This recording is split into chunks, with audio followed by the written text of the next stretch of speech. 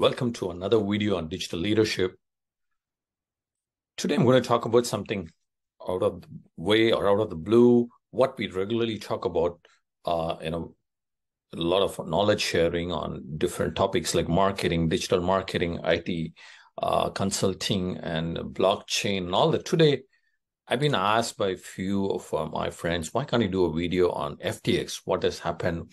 Why people are talking about FTX? What's the kind of, many things happen. And, so even a layman or a person who doesn't have any exposure to a crypto or blockchain started to understand that something happened wrong in FTX. So that's a kind of a talk of the town all over globally, wherever you go. And like people lost a lot of money in this exchange, or it's in under the name FTX. So many people ask me, what is it? What is it all about? What is it? A kind of, is it an exchange or a kind of, it's a token, or what is it? So I would say it's all together an exchange. They had their own token and all that.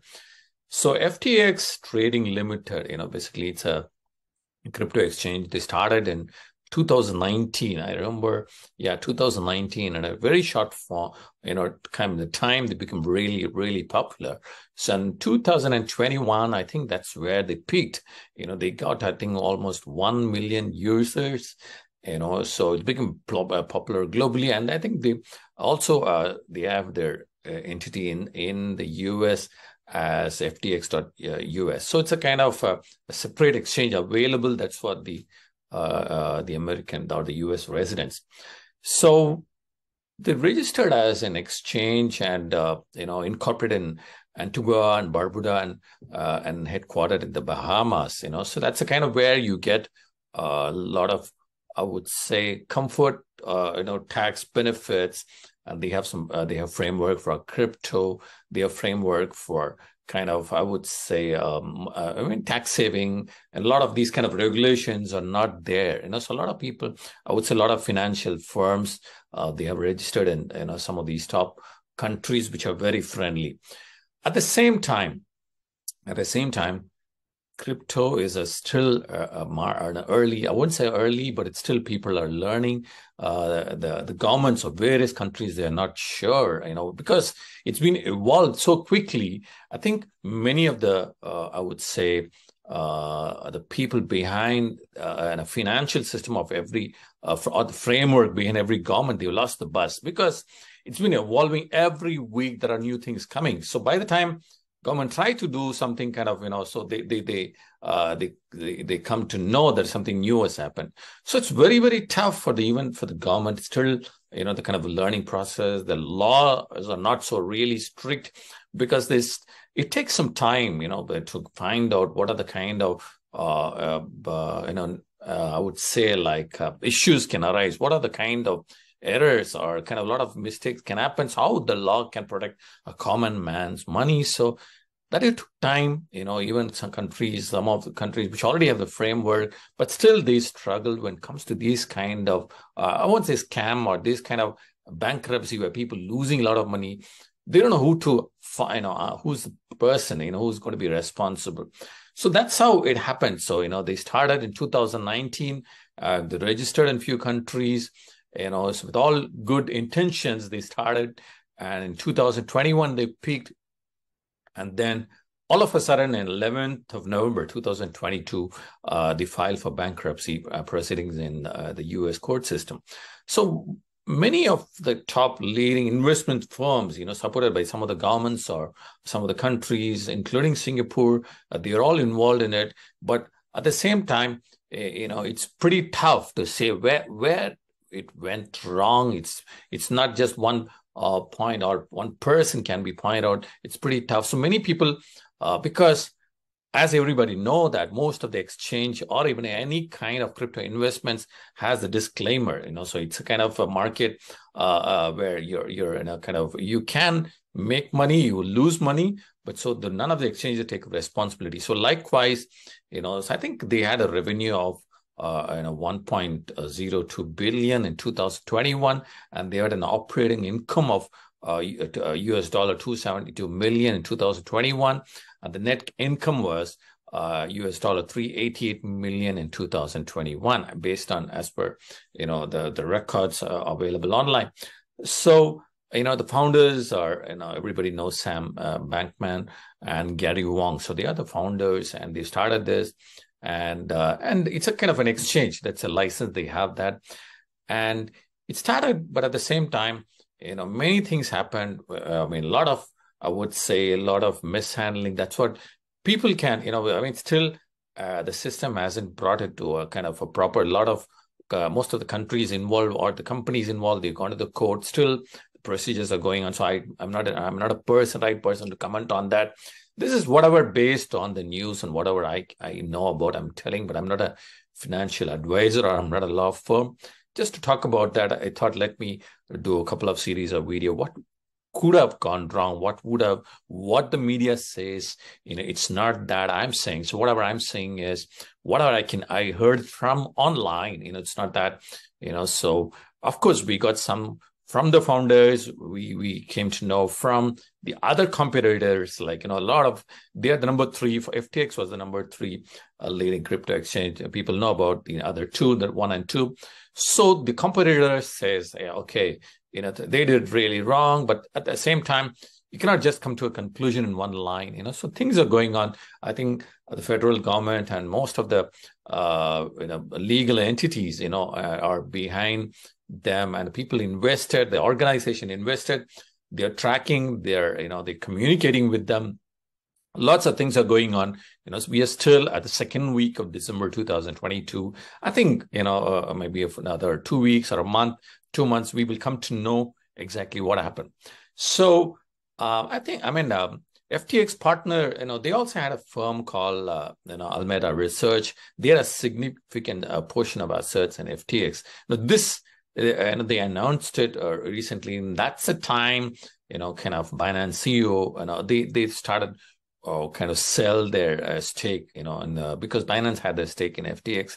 The moment they started selling their, then that's where a lot of people started speculating what is happening here, so, and then it spiked, the customers withdrawal, people started taking out the money from FTX. That's where I think why the reason is they withdrew the token is because Binance supposed to acquire FTX. They had a lot of development discussions. Because of that FTX, they have their own token called FTT, the native token of FTX, which also went up. And then I don't know when something went wrong, and they said FTX announced that they are not going ahead with the Binance offer, which led to the withdrawal of their kind of native their assets from FTX. That led to the next day itself, it kind of it became so that's kind of I would say the information. And people ask, hey, who's this guy, Sam Bankman? So he's the founder, FTX. He founded FTX, which within Alameda Research, a trading firm, founded by Bankman and Caroline Ellison, and a former employees of Jane Street in 2017 in Berkeley, California. So they got a good background, they got at the same time, at the same time, the risk, the crypto framework, the cryptocurrency, the framework, it's not still strong. An individual or an organization can manipulate still, because there is no proper watchdog or an entity in many of the countries, even though they have, but they can't. Being decentralized, pretty tough. So all this happened, but still, many investment firms trusted them, believed them. Binance purchased a 20% stake in FTX, which is approximately, I would say, $800 million US. 6 months after Bankman started, Binance invested.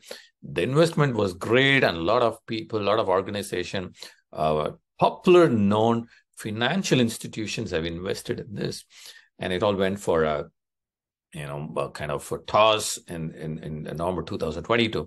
I remember in August 2020, the FTX acquired a Blockfolio, a cryptocurrency portfolio tracking app, for $150 million. Then in July 2021, the venture raised $900 million US at an 18 billion valuation from over 60 investors. That's a kind of really 800 million they raised almost 900 million at an 18 billion valuation. Over 60 investors, and in those investors, some of the popular investors include SoftBank, Sequoia Capital, and other popular firms. So they all had an equity, and then what they did is, I think in of that year, September that last year, they moved its headquarters from Hong Kong to Bahamas. So that's the thing. It happened, after that, maybe it's investors advice they moved. So on 14th of January 2022, FTX announced a 2 billion venture fund named FTX Ventures. The raising 400 million in Series C funding at a 32 billion valuation, $32 billion US dollar valuation that month. So, it all went well, and people made money. And I've seen that exchange, but I haven't invested as such. But I just explore what's happening. The token was doing well, and all of a sudden, in November 2022, the website went offline. That's where it was alarming. So until now, no particular reason, given by the founders, no particular, kind of information we got. So we are,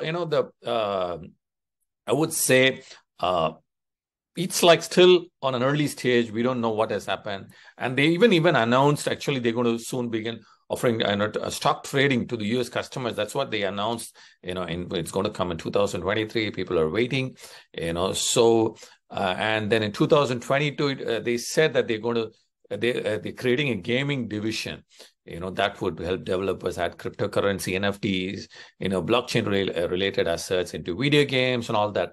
So what happened was, the recent times in the last 1 year or 2 years, a lot of exchanges. The main reason is indiscipline, where it led to this. And number two is no proper framework, no proper watchdog entity which can kind of cover the investors' money.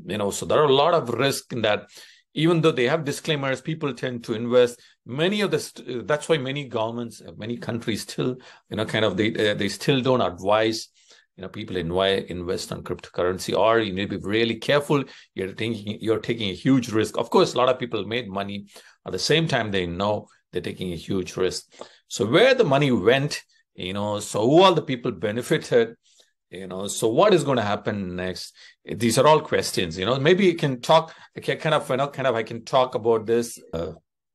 So I'm going to talk about that, more about what is going to happen, what has happened, so let's discuss on that, maybe in the next video. I won't say discuss, but I can give you some information, but I'm not sure how relevant that's going to be. It's all based on various media talking about, in various online portals, talking in various news channels. So until now, there's no particular information about that. I think it's going to be very interesting. And this is really important for the crypto industry. I would say this is really important for the blockchain industry because, of course, even though it's a crypto market, industry, but it affected the crypto side of it. But people think still it's a kind of, it's a part of blockchain, its own issue. So it's an affected blockchain industry a bit, but because many people still think blockchain, the moment you say crypto, blockchain, the moment you say blockchain, they talk about Bitcoin and crypto.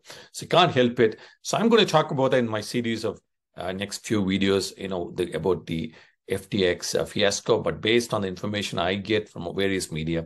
So I'm not a kind of an advisor of a person.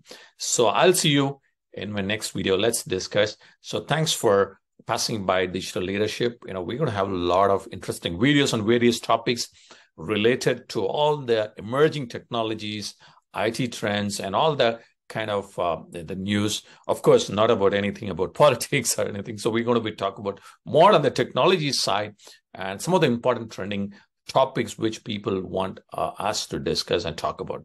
I'll see you in my next video.